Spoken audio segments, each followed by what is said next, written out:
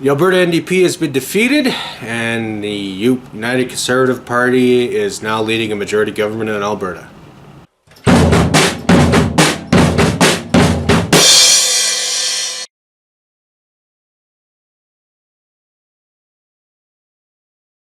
What up, everyone? In this next video, I want to go over the Alberta election results.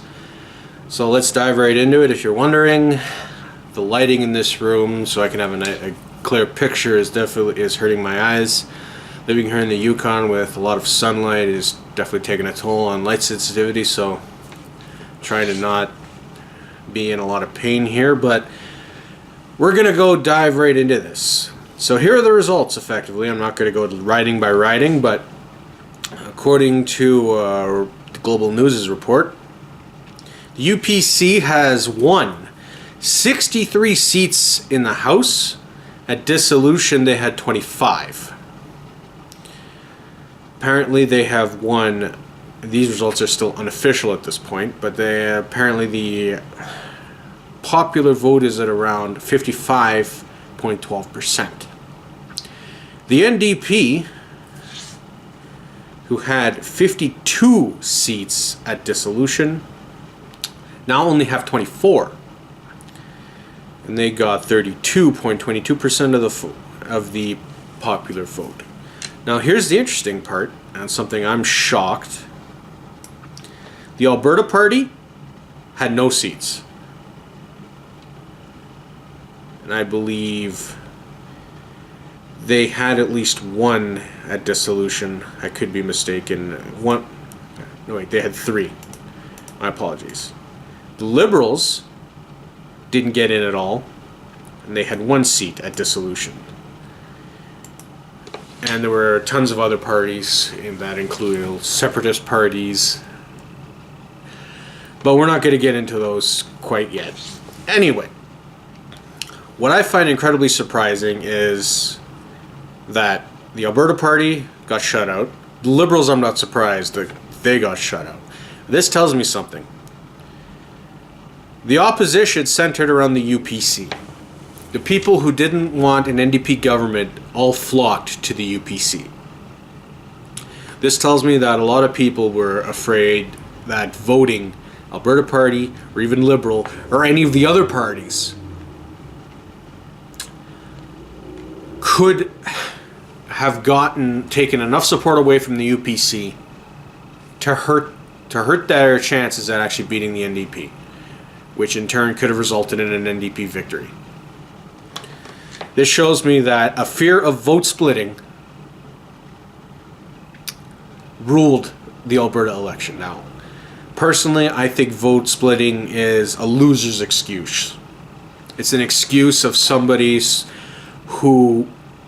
it's an excuse of a party who can't accept that they could not draw enough support from people in their riding, in their jurisdiction.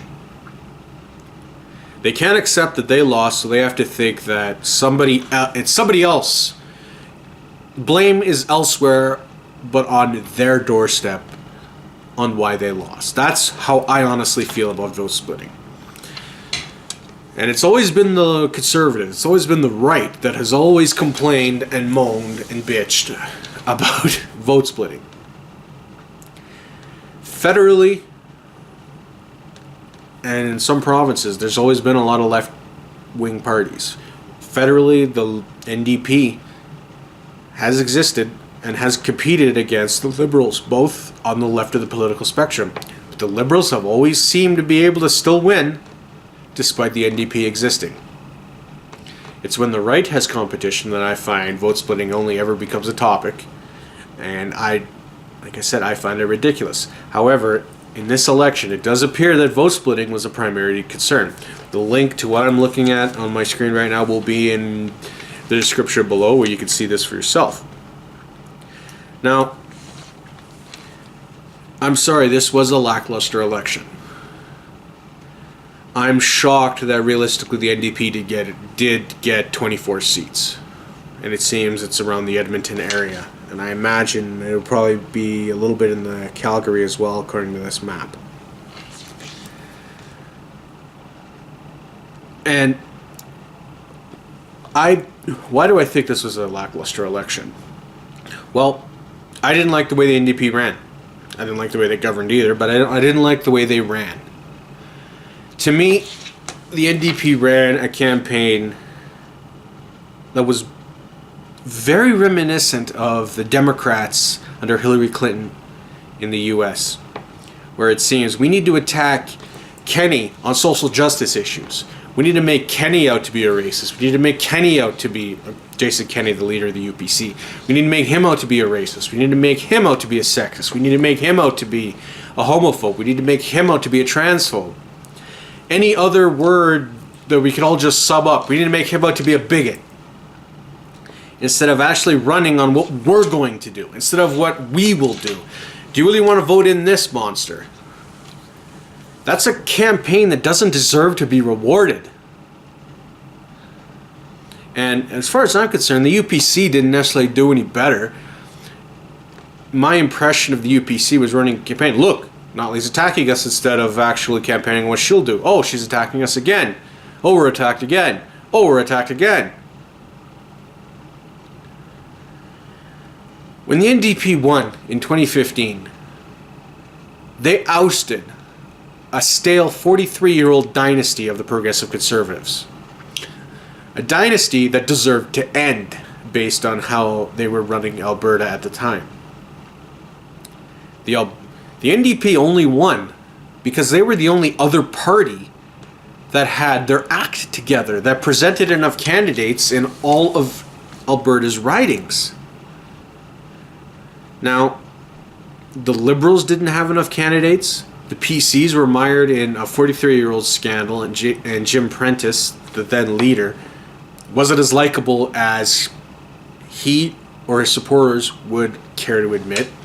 The Wild Rose Party, the party that probably should have won, was mired in a scandal over a bunch of floor crossings from the Wild Rose to the PCs.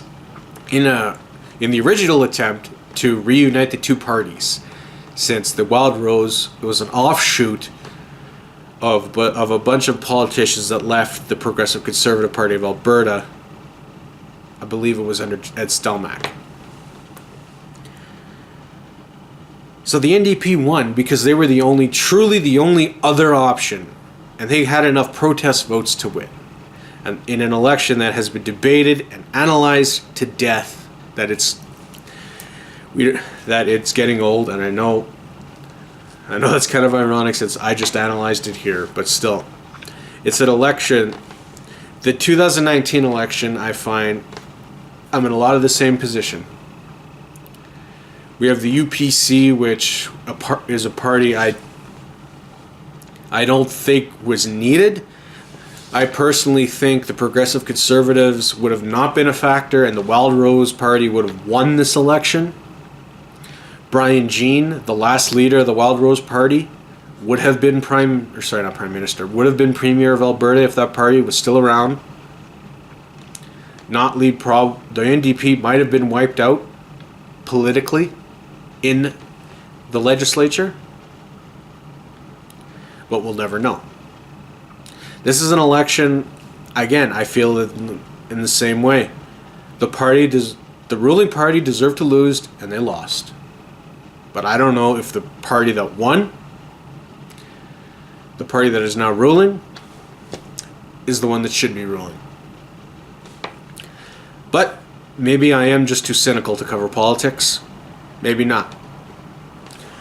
I'm shocked that the Alberta Party got completely shut out. But as I said in the debate video, Stephen Mandel had very much no personality. And he didn't stand out amongst all the screaming and moaning of, you're a racist, you hate jobs, between the NDP and the UPC. And I'm hoping that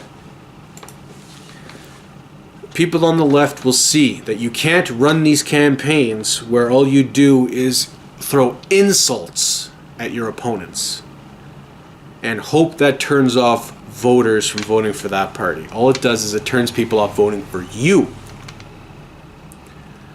Here's hoping. I have no idea. Maybe Jason Kenney will get Alberta back on track. get the economy rolling. Maybe the pipelines will get built. Maybe not.